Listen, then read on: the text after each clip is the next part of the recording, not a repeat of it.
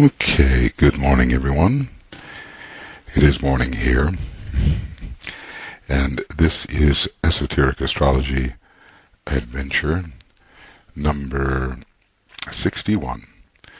And we have been working in the sign Aquarius, which we just began on the last occasion, and we had reached page 136, and we were contrasting the way that Leo and Aquarius interact,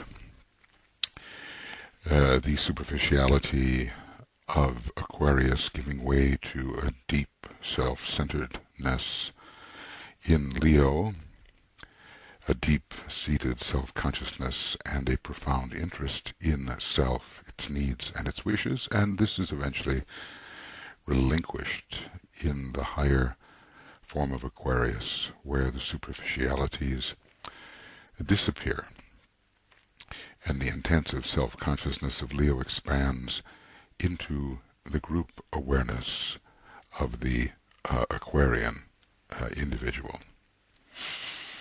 All right, now we're ready to go on here. The individual, let's see, make sure I have these. The individual becomes the universal. That reminds us of one of the 5 important mantras, the 5th one of which is what is spoken here. Lead us from darkness to light. Lead us from the unreal to the real. Lead us from death to immortality. Lead us from chaos to beauty. Lead us from the individual to the universal, and this is what Aquarius is known for.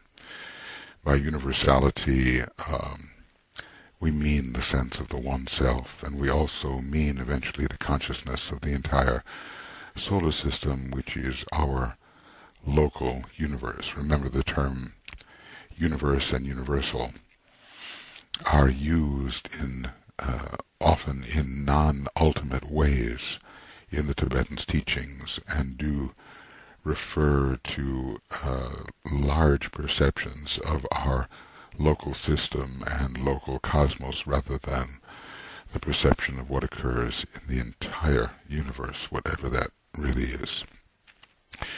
Man alone and separative becomes mankind in his reactions and awareness. In other words, our identification is far beyond our individual ring past knot. We are invested in the consciousness of many others, in fact, invested in the consciousness of the entire human race, and what is their perception is ultimately considered our perception. Of course, that is a state of consciousness which ultimately really belongs to the planetary logos, but we head in that direction. And yet, at the same time, man preserves his individuality. So the individual is not abrogated. The individual remains as a center within the one life, and yet the consciousness of all humanity becomes, as it were, one's own. And the great souls, such as the Christ and the Buddha, they can attune in this way. Let us say the Christ can attune in this manner, being psychically, P-S-Y, let's see, how would we spell that? Psychically, in the consciousness of other human beings. He is no longer just a human being, individually self-centered and separative. In other words, our eyes are not upon the little self only. Our eyes are not upon our own individual ring past knot, but he becomes humanity itself. Well, these are just words at first, until we begin to identify in this larger and expansive way. Remember that Jupiter is the esoteric ruler of Aquarius, and so that expansion of consciousness is built into the Aquarian modality upon the reversed wheel. Losing his personal identity in the good of the whole, yet retaining his spiritual identity. In other words, he no longer considers himself just a personality, but ultimately a monad, which is one with all in spirit. So that's a very interesting word, retaining his spiritual identity. The whole sense of personal identity and perhaps even soul identity may fade, but the true essence of the human being is retained and shared as identical with all other human beings, though variety still is perceived. He is no longer just a human being, individually self-centered and separative, though the early Aquarian, like any human being operating in any of the signs in the early days of evolution, can be separative, but becomes humanity itself, losing his personal identity in the good of the whole, submerging, sacrificing the personal identity, the desires, the thoughts, the tendencies of the person in the good of the whole, the greatest good of the greatest number. That's one of the key Aquarian ideas. Let's put that down. The greatest good of the greatest number. Number. Okay, and we will make that the right color. Yet retaining his spiritual identity from self-service, of which the early Aquarian is uniquely capable.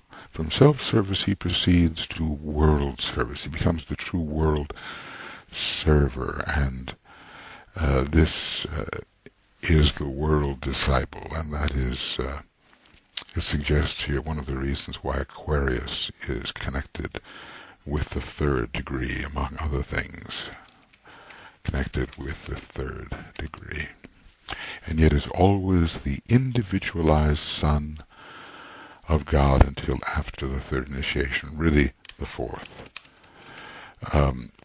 Is individuality retained? Is individuality retained? Okay, INDT, yeah. Is individuality retained after the fourth degree or third degree? DK still knows he is an individual, but I would say that the sense of being absorbed in the monad is so great, being absorbed in the one life, the growing sense of isolated unity is so great that the individuality is no longer the main thing. In other words, let's say the fact that one is individualized is not the main factor in consciousness, but the fact that one is at one with all humanity and with all is the main fact.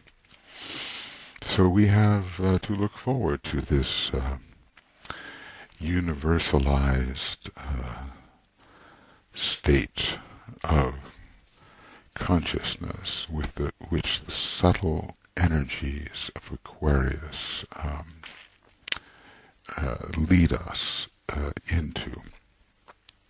Remember how he said that these subtle energies and keynotes are very hard to manifest.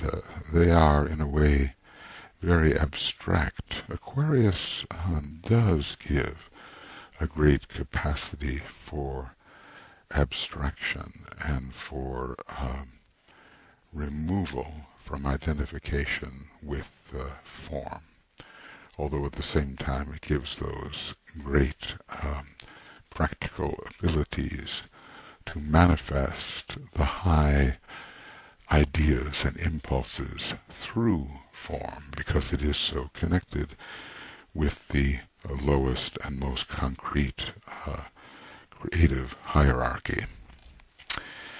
As one studies these 12 signs, it is interesting to trace the relation of consciousness to the preceding sign and to the succeeding sign. Okay, now that is the, in astrology, this is the aspect, let's call it, the aspect called the semi-sextile.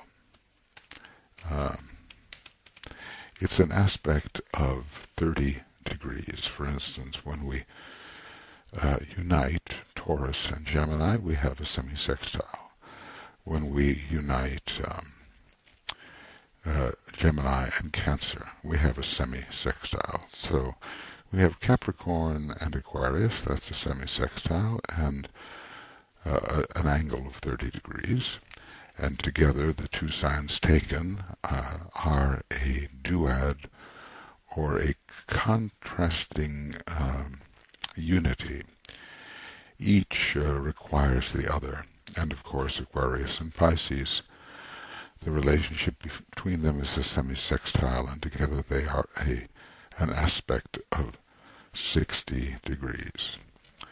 So we, let's just say that each succeeding sign, in a way, antidotes the preceding sign. Aquarius has something that Capricorn needs, Pisces has something that Aquarius needs, but at the same time, the preceding sign also has tendencies and abilities needed by the succeeding sign. In other words, there are virtues in Capricorn which are not necessarily present in Aquarius, and virtues in Aquarius which are not necessarily present in Pisces. So he tells us it is interesting to trace the relation of consciousness to the preceding sign and to the succeeding sign. In this case, Capricorn and Pisces are straddling Aquarius in the center. Okay, the material, as it says, this is peculiarly so in connection with the sign Aquarius. The material, earthly quality of Capricorn becomes dissolved into the air in Aquarius. Aquarius, because it is a leading air sign, the one which will be most powerful during these next 2100 or so years, or even during the next 25,000 years, in a subtler and perhaps solar systemic way. Aquarius is a sign related to the cosmic ethers, and therefore to the Buddhic plane, which begins the ascent into the cosmic ethers. So related to Buddhi, okay, and to the Buddhic plane as cosmic ethers. In a way, Aquarius rules. Aquarius, through Uranus, rules all the cosmic etheric planes. So the earthy quality is dissolved into the air. The individual fish, the fish goddesses we can think of as the solar angels in a certain respect, they are spawning these fish, or these individualized souls. The individualized fish of the other sign, and that's Pisces, becomes eventually the soul. In other words, the human being who is individualized and swimming in the ocean of matter of the lower 18 subplanes realizes that essentially it is the consciousness, and that its truer home is the higher mental plane, and soul quality emerges. And on the reversed wheel, it demonstrates as the pervasiveness of wisdom and the universal love of the truly developed Aquarian. This is so interesting. Sometimes one thinks of Pisces as a sign of great love, and through Neptune, indeed, it is. And of the wisdom side of the intelligent Aquarian, one thinks of that as well. But DK talks about the pervasiveness of wisdom in Pisces, and it is a sort of a Jupiterian quality. Jupiter rules Pisces. It's not necessarily a Plutonian quality, but when combined with Neptune, one of the key rulers of Pisces with regard to humanity, we have Neptune and Jupiter in Pisces, and therefore the pervasiveness of wisdom. The universal love of the truly developed Aquarian we find here in relation to Jupiter, which is the esoteric ruler.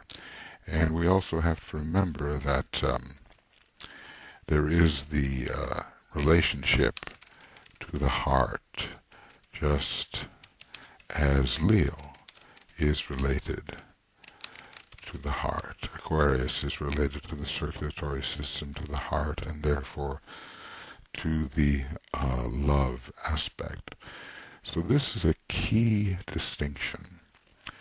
The quality of Capricorn is dissolved into the air, and the individual fish of Pisces is becoming the self-realized soul in Aquarius, and in these signs demonstrates in the ways spoken of here.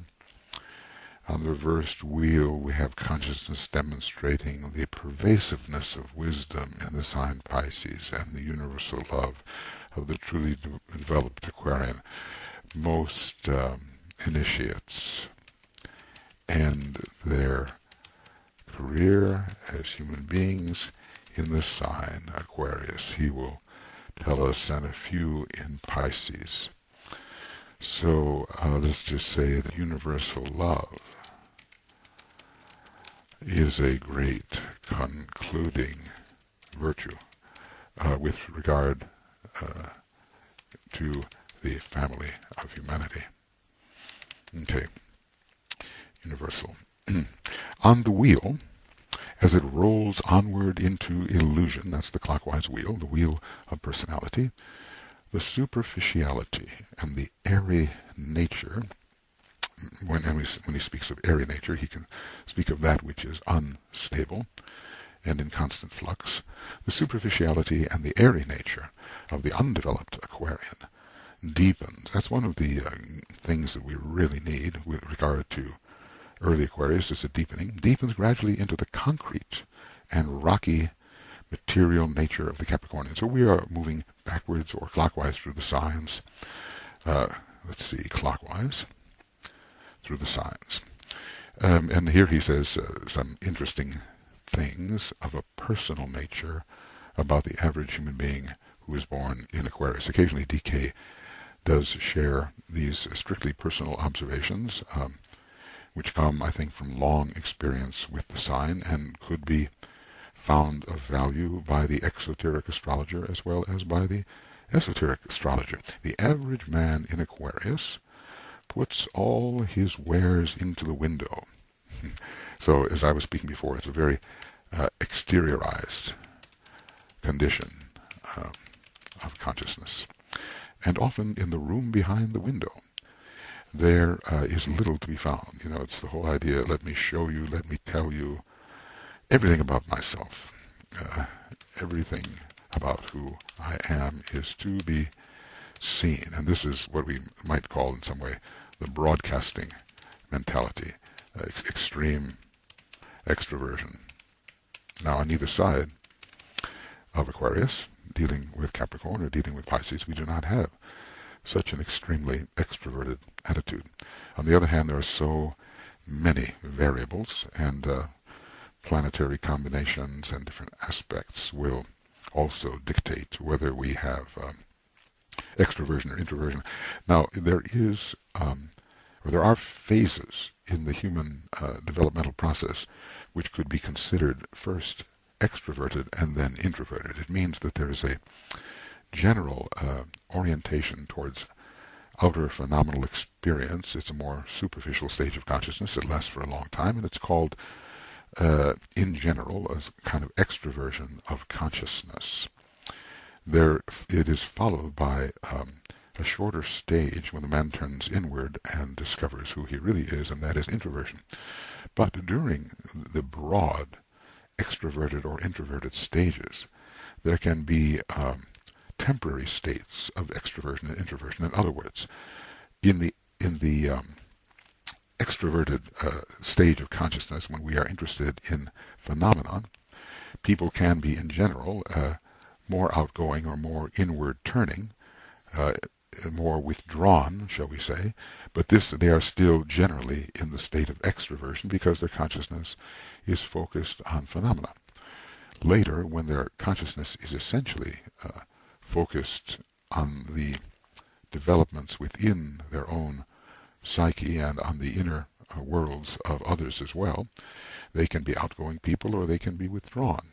In other words, one of these terms or the other will refer to great stages of consciousness, and meanwhile, during these great stages of consciousness, there can be more temporary states of outgoingness or a withdrawn attitude.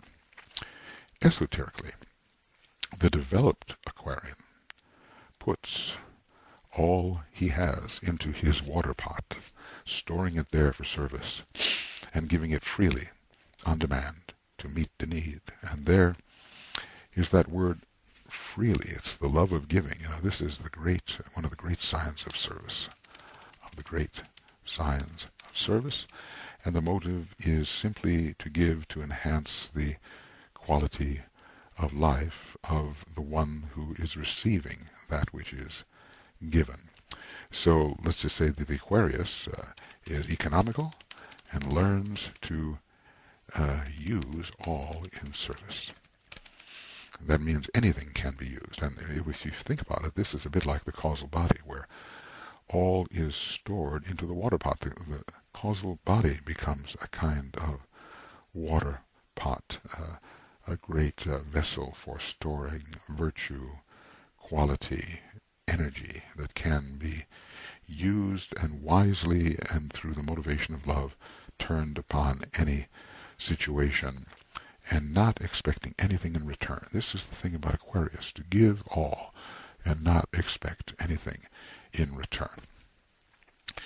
And that doesn't mean that other signs are not gifted with this kind of generosity, but the Jupiterian signs tend to follow the generosity of that planet, Jupiter, to give without expecting in return, and knowing with the Christ that it is better to give than to receive, and that he who gives all is given all.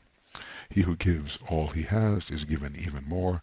This is the overflowing cup. To those who give all is given. Okay. The sign Aquarius is also a dual sign and signifies two vibrations, where we see the wavy lines of Aquarius, one above the other. And not only are there two aspects to this sign, that which is above and that which is below, let us say the higher vibration represented by the wavy line above inducing a similar response, a wavy line below. So this suggests that archetypal activity induces similar activity within the world of becoming. The sign Aquarius is also a dual sign and signifies two vibrations. It is here that its relation to Pisces emerges, for just as Pisces on the wheel of illusion, the mutable cross, stands for substance and bondage, in Aquarius, substance and the anima mundi, or imprisoned soul, begin to work in mutual tolerance. And in the higher Aquarian individual, soul and spirit are expressing themselves through substance. So there is a gradual adjustment here of consciousness and the substance through which it works. And in the Aquarian age, we can expect some sort of example of this mutual tolerance of substance and soul. It will be an age of enlightened materialism. We will learn how to use matter, and consciousness will function wisely in matter. That experience of the soul being bound to substance, and struggling within substance, and not really regenerating substance because the feeling of being bound is so strong, that will give way to mutual respect between substance and soul. Mutual respect. Well, it's really, I suppose, substance is unconscious as humanity experiences substance, so it has to be the soul realizing that it's in a material condition for a good and redemptive purpose, and to work not on the escape from the bondage of substance, but to work on the regeneration of substance.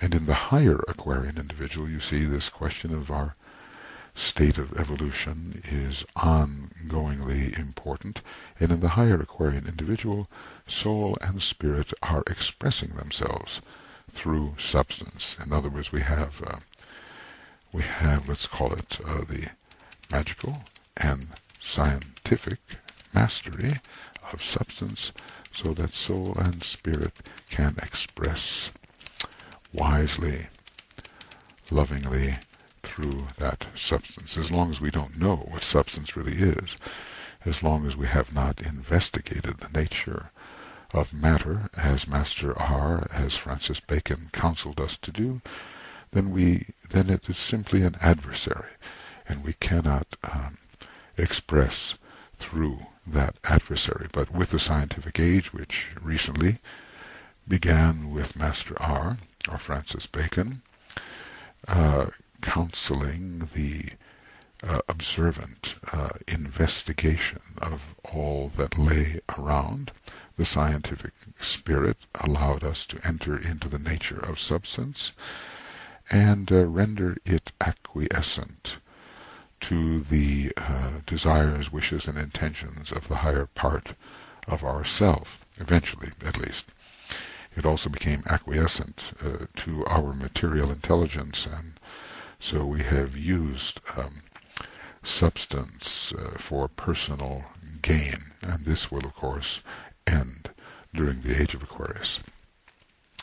There is consequently an astrological relation between the band of stars in the constellation Pisces, which unites the fishes, and the quality and nature of Aquarius, which relates and binds together into one working and synthetic whole. So they both Aquarius and Pisces, he's comparing the signs here, both have, okay, get this right, both have binding power. Both have the power of cohesion.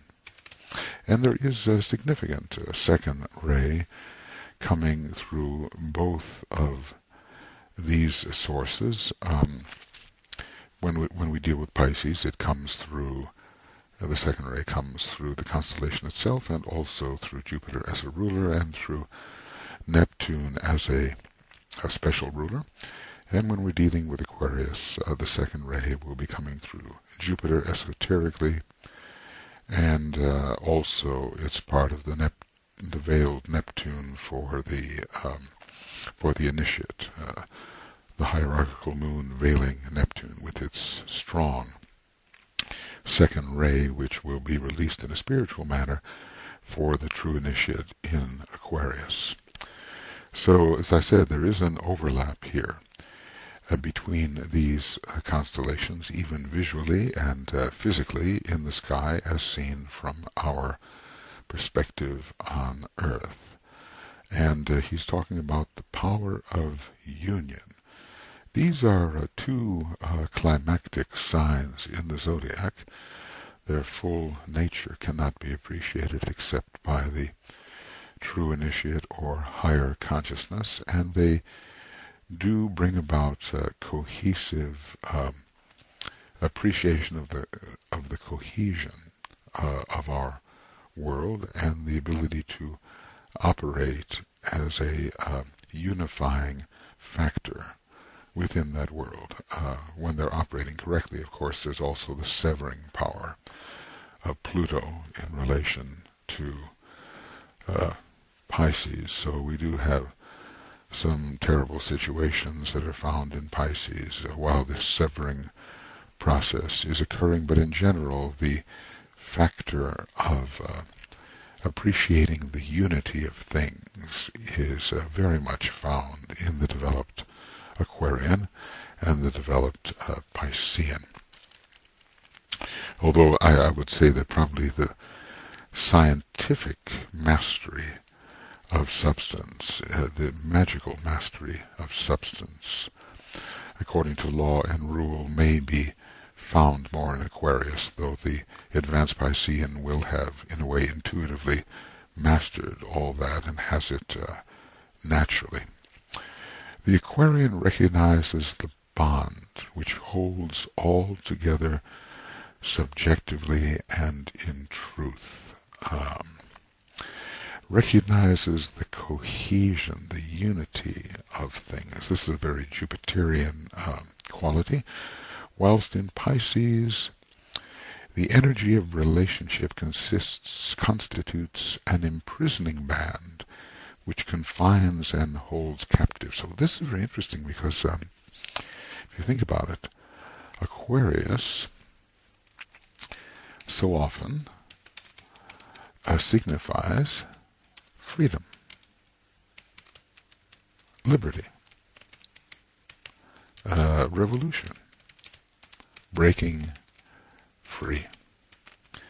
And Aquarius, rather Pisces, signifies prisons and bondage, and even self-bondage, as when you submit yourself to that kind of situation in order to cultivate your inner life. I'm thinking of life within the monastery, the convent, the retreat, where outwardly your circumstances are very limited, but this is in order to achieve freedom through a self-imposed bondage, through self-discipline. But so often the great revolutionaries who simply don't want to dissolve and break all, but who want to overthrow and start a new system, they are found in Aquarius. I'm thinking about the entire American Revolution and the Aquarian influence that was found there. And I'm thinking about that revolutionary Robespierre in the French Revolution, a very strong Aquarius. We can look for this Uranian overthrow of imprisoning conditions to be found in Aquarius, even when when this overthrow or revolution leads to greater slavery later. I'm thinking about the Russian Revolution, the Aquarian soul of Russia trying to assert itself, but eventually being captured by the dictatorship of its Leo personality, through which a number of Russian leaders expressed themselves. I'm thinking of Stalin, notably, as representing, and the whole Tsar consciousness, the dictatorial kind of tendency within the Russian psyche, which is even expressed by some modern Russian leaders. It seems to be something deep in the psyche to identify with Leo, but behind it is this Aquarian love of freedom and liberation, which fits so well with the seventh ray. You can see that Russia will be a very important nation during the Aquarian age. It has the Aquarian soul and the seventh ray soul. The USA has the Aquarian soul, all right, but it's a second ray soul, and it's not the same kind of leadership, though in a way very, very powerful and probably magnetic towards the Aquarian Christ, which is the reason why there is so much demonstration of the last vestiges of Pisceanism found in the United States at this time. Okay, so there is this imprisoning relationship. Well, maybe it's not a bad thing for the personality to be held captive to the soul, because then there is the complete self-effacement and submission to the divine without question, and all of this training in self-negation, self-abnegation, that occurs through lesser Piscean experiences leads finally to the complete self-abnegation of the very high initiate, for whom the will of the Father is the only thing. Anyway, he asks us to think this out, and this is what we've been attempting to do a little bit, and you can do that as well. But the factor of the tie, of the unity, of the connection between things, whether a forced connection, demanding obedience, or whether a recognized and freer connection, as appreciated in Aquarius, these are both found in these two signs. Think this out. Matter of fact, that's really what we have to do. DK gives so many hints in esoteric astrology, and each one of us will have a unique way of approaching our understanding of that hint. Our mind will take us in a unique direction. So eventually we have not only to learn from others who may have entered this field and developed their thought, but we need to learn from ourselves. What do we think about what is given? What does it mean to us? What kind of sense does it make to us? We, as relatively small as our ability may be compared to that of the great experts, we have to go with what we think and develop that. It is an error to consider the margin of contact between two signs in the passage of the sun to be in the nature of hard and fast frontiers or set boundary lines. This is such an important statement. In other words, it's not like one sign precisely begins at 0 degrees and another in a way ends at 29 degrees, 59 minutes, and 59 seconds, and dot, dot, dot. No, there are cuspal people, and we must acknowledge that. And there are cuspal situations, and there are cuspal eras in which the qualities of both signs overlap and act together. It's sometimes maddeningly difficult to determine whether an individual born in 29 degrees of a sign is that sign alone, or has qualities of the impending sign.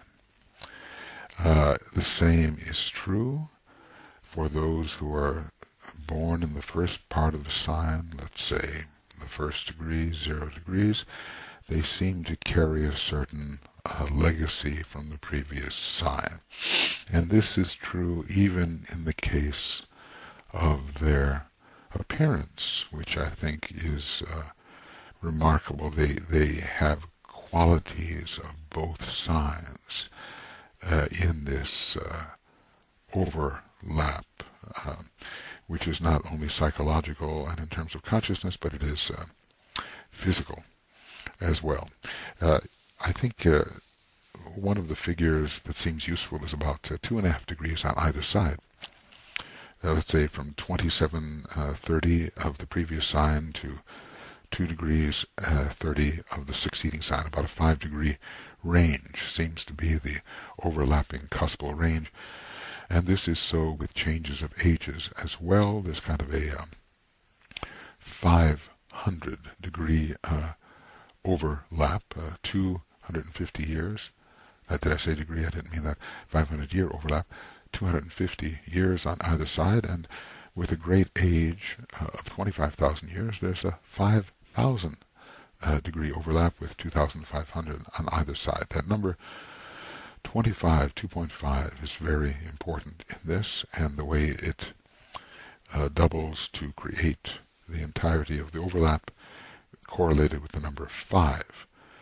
A number of the second ray, really, a number of cohesiveness. Okay, there are no rigid lines of demarcation separating two entirely different areas of experience. They're not entirely different. Not entirely different. Not entirely different. Different, yes, but not entirely so. Separating two areas of experience and consciousness upon the solar path, it only appears to be so, and this itself is part of the great illusion. The illusion, remember that illusion is caused by the concrete mind and its tendency to divide into hard and fast segments, and that much of the overcoming of illusion under the influence of the intuition is to erase those arbitrary boundaries which have been caused by the tendencies of the concrete mind. And I would say that, the overcoming of illusion is particularly found in the last 3 signs of the zodiac, Capricorn, Aquarius, and Pisces, which do elevate the consciousness, for the advanced person at least, into the higher mind and into the spiritual triad and beyond. The demarcations of the concrete mind, of which the perception of time is one of the major ones, are realized to be illusory, and a much more unitary, fluid world of energy interrelationship is seen instead. Things become far more fluid. The Devic world is very fluid. The vehicles of the Devas are not hard and fast, apparently so, the way the vehicles of the human being are. The human being in a way represents the illusions of the concrete mind. The Devas have a much more fluid, permeable kind of vehicle through which their consciousness works. And in some ways, man tends towards the higher devas as his consciousness is elevated. All right, so let us then realize that we do have different areas of concentrated energy, but that the boundaries between these energies is more like a fading in and a fading out, or a fading out and a fading in. It's kind of a continuum whereby one quality decreases and another increases, and we are in the middle of just such a time when the qualities of Pisces do to disappear entirely. He tells us during the 21st century are indeed fading out, as they have been for quite a while, perhaps with the outgoing of the sixth ray in 1625. There is a fading out and a gradual fading in of Aquarianism. We've seen that with Francis Bacon, with the scientific revolution, and we're seeing that now more in terms of consciousness. The consciousness of humanity is becoming more Aquarian in nature. It is fading in. So the nature, the structure of our civilization is becoming more Aquarian as every decade elapses. We're in the middle of what we call, maybe in the language of the television studio or the movie studio, a crossfade. We fade out of one and fade into another, and there's a certain time when in the process of that fade, if you stopped the image, you would see both. One in the process of decreasing, the other increasing, but you would see both. Well, increasingly now, it is going to be the Aquarian way of life, and we are rebelling now against the old Piscean institutions which have outlived their usefulness. The rulers of Aquarius are of peculiar interest. They constitute an effective group of planets. Notice the rulers actually work together, the rulers of all the signs. We cannot consider them in isolation. Any individual born in a particular sign is subject to all of them, but to varying degrees, depending upon his state of evolution. They constitute Uranus, Jupiter, and the Moon, an effective group of planets, and bring in the influences of the seventh, second, and fourth rays. He hasn't really told us what they are yet, has he? But the seventh ray of Uranus, one of its major rays, the second ray of Jupiter, one of its major rays, and the fourth ray of the Moon. But we do not have the Moon as really the distributor of that fourth ray. It is a hidden planet, probably a non-sacred planet, veiled by the Moon. About what it is, there's been much speculation. And of course, the influences of first ray Vulcan, sixth ray Neptune, and again seventh ray Uranus, veiled by the Moon. But all in all, he calls it the fourth ray. These are preeminently the rays which determine the final stages of man's progress, as well as the initial stages. Now that's kind of interesting, isn't it? Why final? Well, the seventh ray unites spirit and matter. The second ray restores us to the intent of our planetary logos with the second ray soul, and our solar logos with his second ray soul. And the fourth ray raises us up onto the Buddhic plane, where the monads of the fourth creative hierarchy, the human creative hierarchy, are to express themselves. So we are lifted out of the lower worlds and up into the cosmic ethers. we appreciate the purpose of love, wisdom, and spirit and matter unite under the seventh ray. Now, when it comes to why do they rule the first part of the path, well, we can speculate here. The seventh ray confines a man to the seventh and outer plane of dense material experience, or subsequently etheric physical experience. The second ray increases his sensitivity and helps to grow his consciousness, because at first that consciousness is very small, and the fourth ray provides the conflict through the impacts of which the consciousness grows, and ability to manage oneself in the lower worlds increases. The early life is material, it is painful, and it is full of conflict. Anyway, those are some ideas about why these three rays, seventh, second, and fourth, can be useful either at the beginning of the human phase of evolution or later, either in the initial stages in the beginning or in the later stages. It says they are more potent at the beginning of the involutionary path and at the end of the evolutionary path than they are in the middle.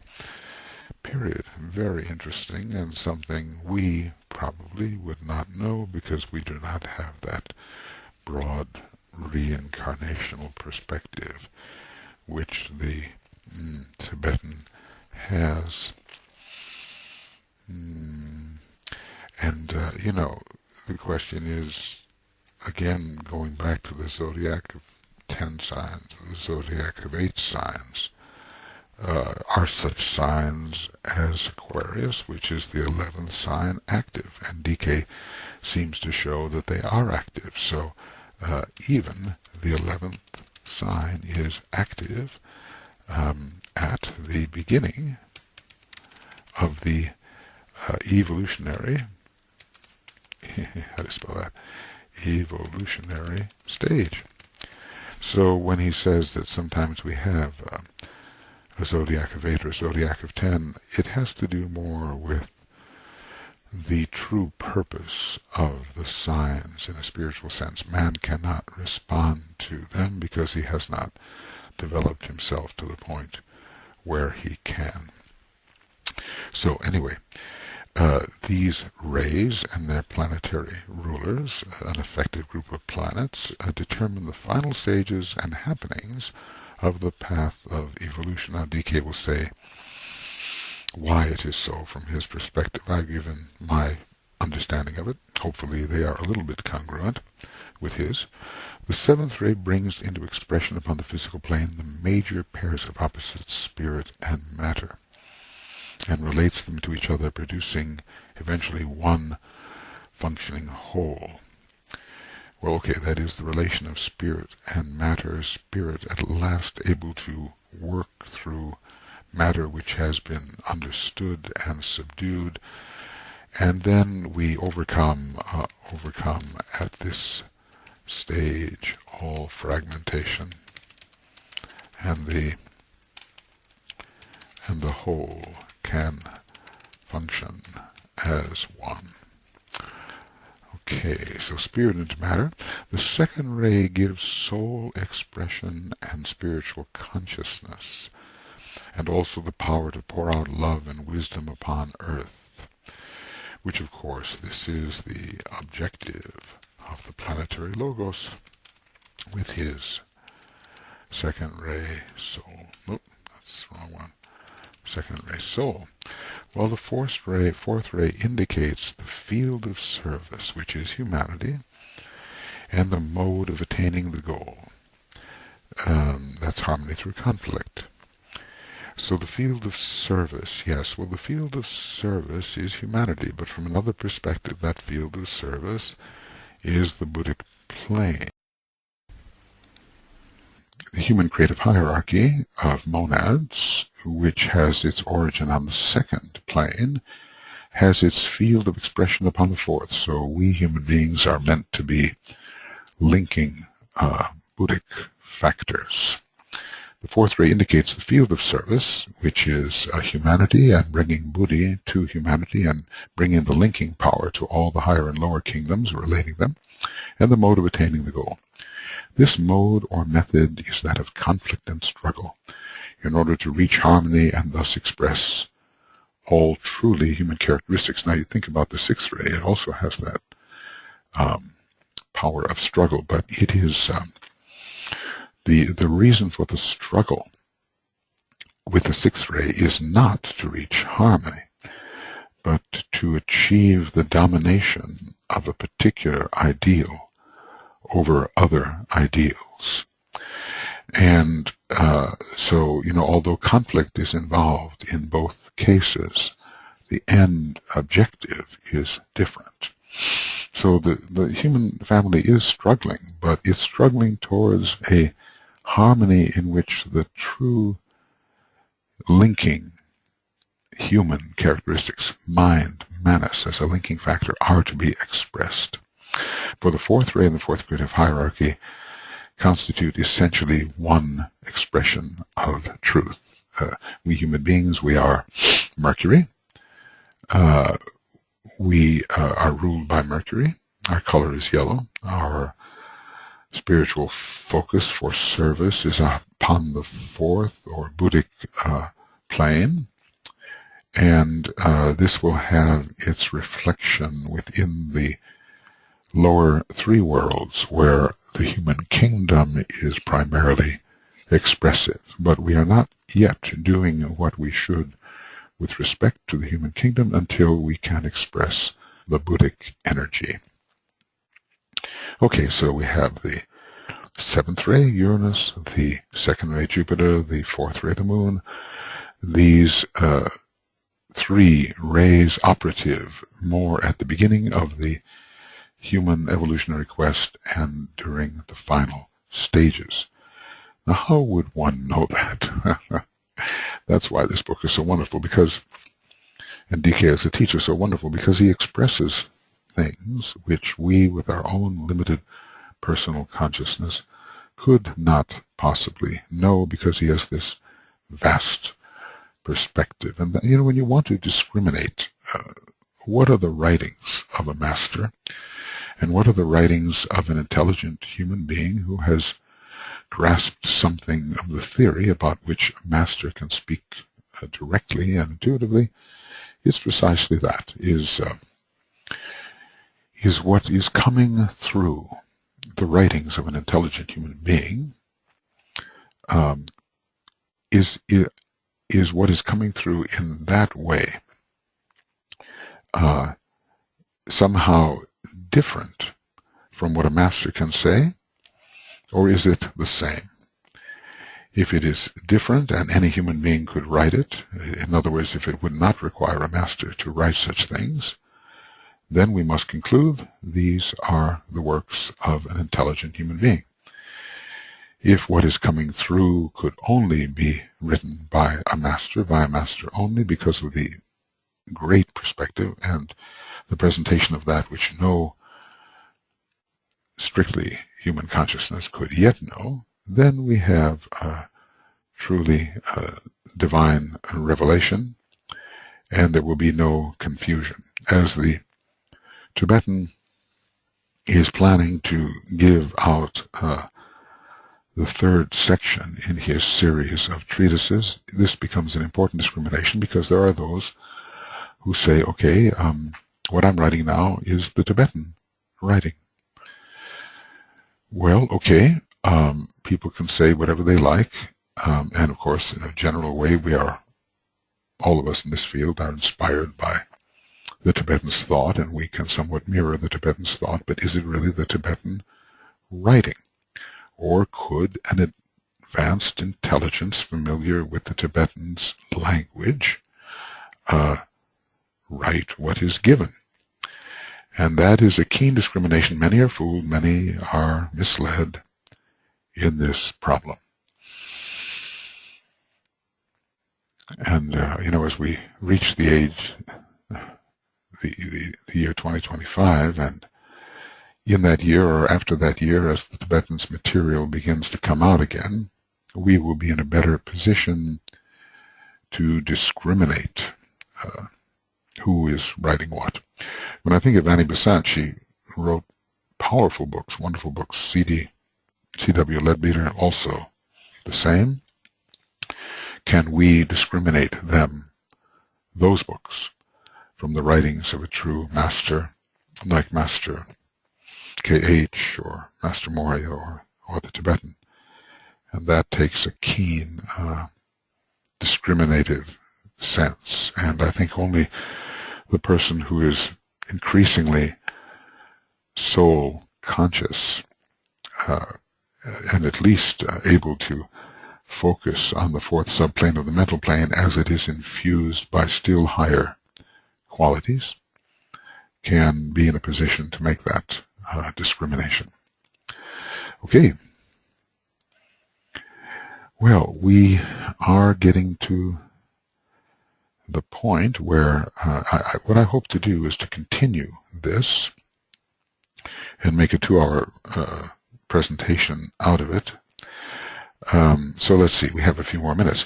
Some astrologers assign Saturn as one of the rulers. Well, this is the old assignment, and for many years it has been thus. And Aquarians show Saturnian traits, and even in their form.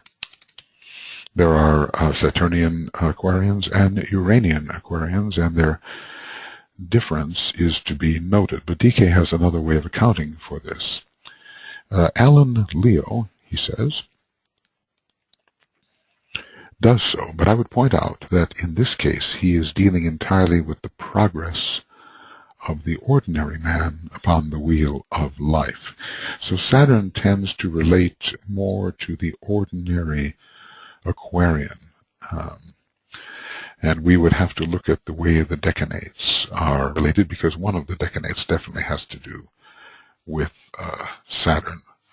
Perhaps what we call the first decanate has to do with Saturn. So DK is suggesting that the ordinary individual in Aquarius can be ruled by Saturn. But there's more to it. And the Saturn which he senses as ruling Aquarius is the Saturnian influence of Capricorn, in which sign Saturn governs in 2 fields. So this again speaks to the interrelationship of juxtaposed signs, and they flow into each other. Their qualities flow into each other and influence each other, perhaps in a forward moving direction, but perhaps in the clockwise direction as well. So he senses Saturn as ruling Aquarius, certainly only for the ordinary man, and really its origin tends to be the Saturnian influence of the previous sign. Now, one would wonder if the Saturnian quality of Aquarius shows up mostly in the first decanate, which would be, for the average individual, the third decanate, let's say 0 to 10 degrees adjacent to Capricorn. I have seen in that decanate a kind of narrowing of the physiognomy, which suggests the influence of Saturn. Okay, on the reversed wheel, the limiting, shall we say, the Saturnian influence exhausts itself in Capricorn. Well, yes, on the reversed wheel. So this is not the wheel turning clockwise, but on the counterclockwise wheel, the wheel of consciousness, the Saturnian influence exhausts itself in Capricorn, and the man is then free from karma. So the advanced Aquarian, more of a, let's call it a free agent under Uranus. Uranus is a great planet of self-will, self-determination. When we're being ruled by Capricorn, we are subject to a system of law and order which comes from an external source, perhaps a higher source, but perhaps simply the laws of the land or the penalties of karma. So on the reverse wheel, the Saturnian influence, ruling in two places in Capricorn, exhausts itself, and the man is then freed from karma. Well, freed from karma of a certain kind, because even the planetary logos has karma, even the solar logos has karma. Karma is simply action. It is the creation you have made and the consequences of living within the creation you have made. That is karma, and needs no presentation of opportunity, for he stands a free initiate. Now, opportunity, in this case, is something to overcome. It is an obstacle against which we can measure our forces and improve them. As Master M says, okay, obstacles are possibilities. That's an extraordinary thing to say, and you know, we eat problems for breakfast. We are problem solvers. When we're up against an obstacle, we don't throw up our hands and react. Well, we often do, of course, but we don't throw up our hands and say, oh my, what a terrible thing, but we get going with our consciousness and say, what is the value of this obstacle? What is its real opportunity? How can I rise and become a more complete human being by dealing with this obstacle? So let's just say that it's a freer life for the developed Aquarian because he has fulfilled the law of karma in Capricorn, and then he can function more under the self-directing, self-willing power of Uranus, another great planet of will, even more essentially a planet of will. He stands a free initiate, a true master mason, and can then proceed with world service, undeterred and held back by no thought of self or of selfish desire. Okay, we have, whoops, I've overdone it, haven't I? So this is the end of Esoteric Astrology, number 60, 61A. And we will go on to 61B, and we have reached, it goes from pages 135 to 130, 138. And we will in a moment pick up and go further with this discussion of the relationship between Capricorn and Aquarius, of the relation between Saturn and Uranus, of the relation of a karmic situation to a freer situation. Okay.